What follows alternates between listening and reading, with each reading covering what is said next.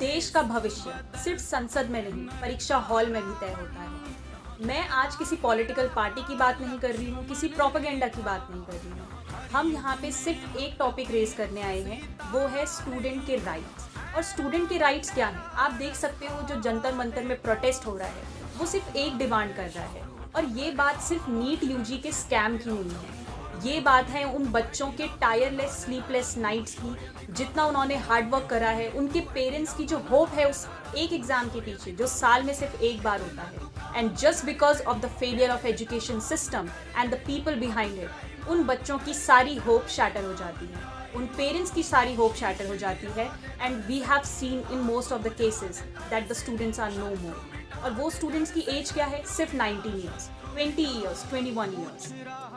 ये किस चीज का फेलियर बताता है? ये बताता है कि हमारा सिस्टम अकाउंटेबल नहीं है उन स्टूडेंट्स के लिए, उन पेरेंट्स के लिए। आज ये बात सिर्फ नीट यूजी के एग्जाम लीक की नहीं है, ये बात उन हजारों एग्जाम की है जो बहुत टाइम से लीक होते आ रहे हैं, बी इट एसएससी एग्जाम्स। लेकिन क्या इस बात पे कभी भी किसी ने स्ट्रिक्ट एक्शंस लिए हैं? अभी तक नहीं।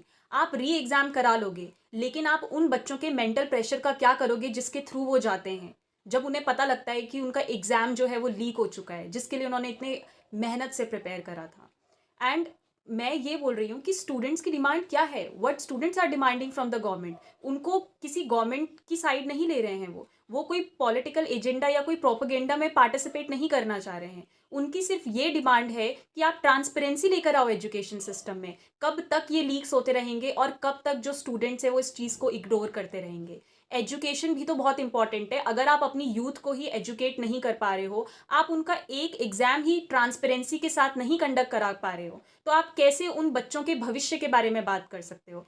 And we have a lot of juniors जो इस चीज़ को देखते हैं।